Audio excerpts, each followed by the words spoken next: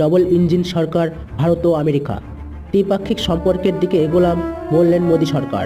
2019 সালের হাউডি মোদি নামাঙ্কিত সেই মেগা সম্মেলনে বক্তৃতার সময়ে প্রধানমন্ত্রী নরেন্দ্র মোদী বলেছিলেন, আপ কি বার ট্রাম্প সরকার। 6 বছর পরে সত্যি হলো সেই ভবিষ্যৎবাণী। দুই নেতার বিশেষ সম্পর্ক এক ডবল ইঞ্জিন দ্বিপাক্ষিক সম্পর্কের দিকে এগিয়ে গেল।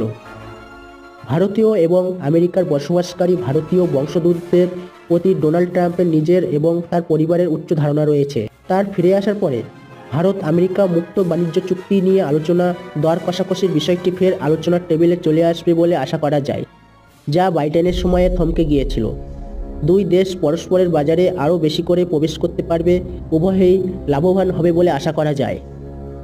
প্রেসিডেন্ট ট্রাম্পের বাণিজ্যিক বিচক্ষণতা কিংবদন্তি, যদিও তার প্রথম দফায় ভারত দ্বিপাক্ষিক বাণিজ্য ক্ষেত্রে কিছু সমস্যা করেছিল,